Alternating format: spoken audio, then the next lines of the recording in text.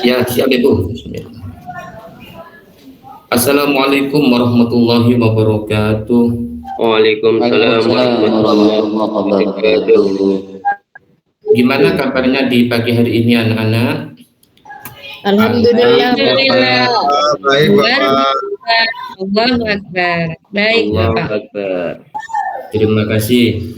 Berikutnya saya absen dulu ya anak-anak untuk mengecek kehadiran di antara kalian.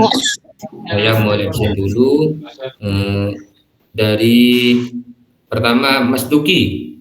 Hadir, Bapak. Selanjutnya Muhammad. Ya Bapak, hadir Bapak. Selanjutnya Hamdania. Hadir Bapak. Berikutnya Emna Laisa. Hadir Roh. Baik.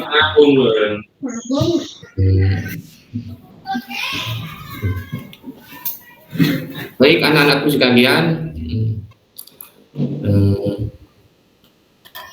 Sebelum kita memulai pelajaran kali ini, alangkah baiknya karena kita itu sebagai anak Indonesia, bagaimana agar supaya kita itu lebih mencintai Indonesia. Nah, untuk membuktikan kecintaan kita kepada Indonesia, mari kita nyanyikan dulu Hubbul Waton. Mari kita bersama-sama menyanyikannya. Kita mulai. Ya lal waton, ya lal waton, ya lal waton. Waton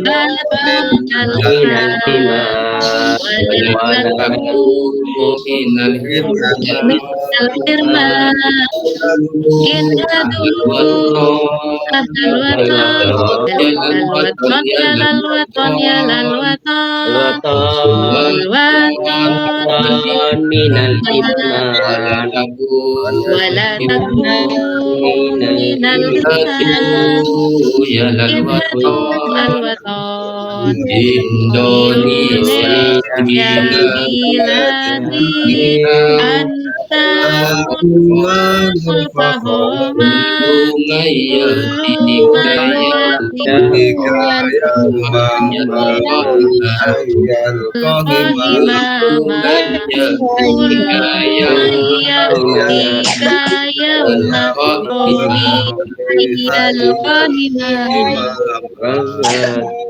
Baik, terima kasih. Selanjutnya kita sebagai umat Islam tentu kita dituntut bagaimana agar kita itu lebih mencintai Al-Quran, begitu. Nah, untuk itu mari kita bersama-sama bernyanyi kembali agar kecintaan kita terhadap Al-Quran itu makin bertambah, begitu. Nyanyiannya begini, di sini senang, tapi di situ dirubah. Di sini Quran, di sana Quran, begitu. Paham ya? Iya, Bapak.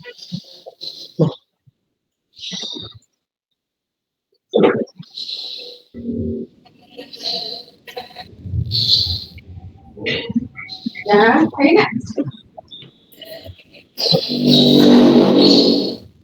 Headspinnya hilang. Headspin. Bukan ada di rumah. Ya. Bukan ada di rumah.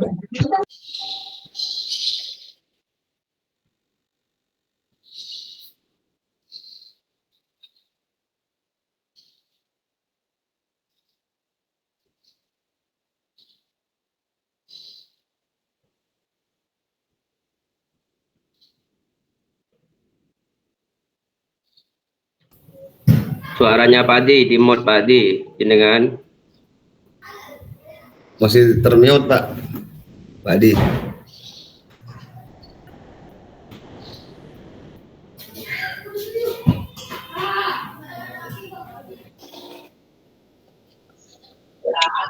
Ya, baik anak-anak. Mari kita bersama-sama menyanyi lagi dengan nyanyian bermodelkan di sini senang, begitu ya. tapi disenangnya itu berupa kepada Al-Quran. Mari bersama-sama di sini Quran, Quran di Di Mana mana Al-Quran di kelas kelas baca, di di rumah baca, mana mana baca Al-Quran. La la la la la la la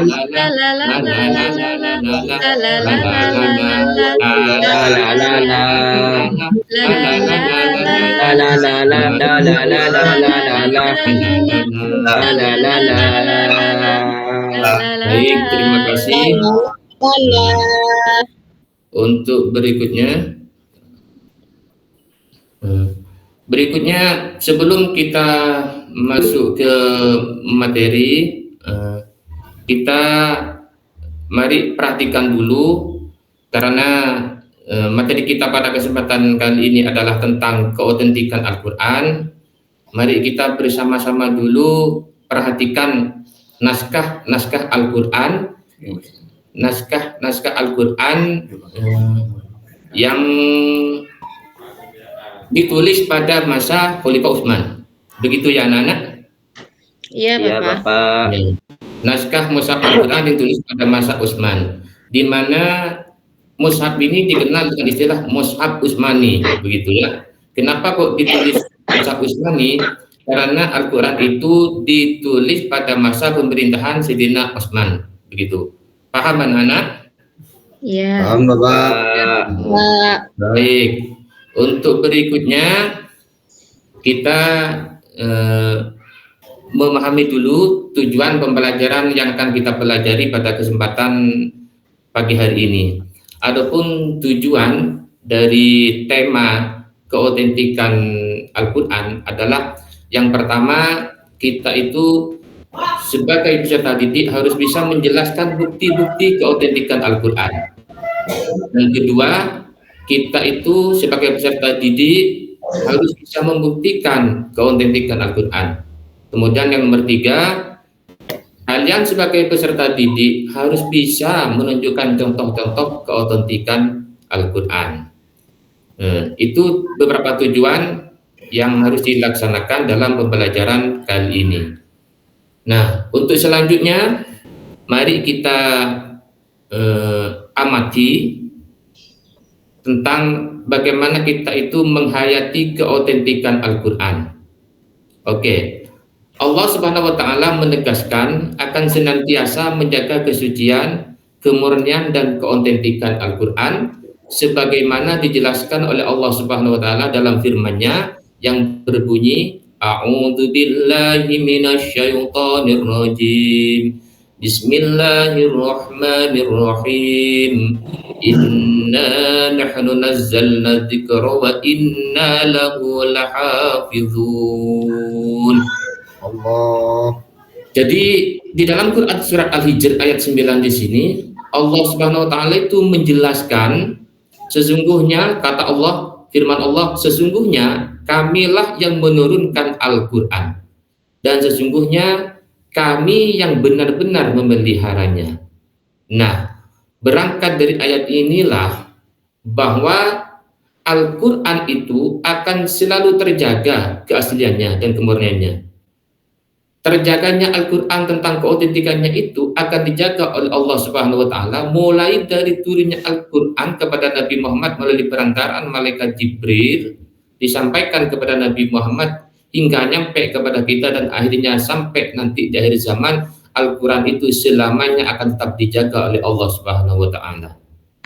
Nah, kenapa kok bisa terjaga Al-Quran itu? Karena Al-Quran itu adalah merupakan mukjizat yang mana di dalam Al-Quran itu sendiri ada keistimewaan yang tidak bisa ditandingin oleh siapapun, baik dari segi bahasa, dari segi susunan atau uslubnya, ataupun dari segi kandungannya.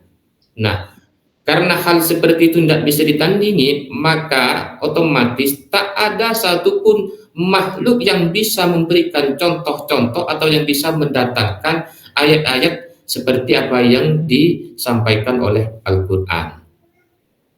Nah, untuk itu Karena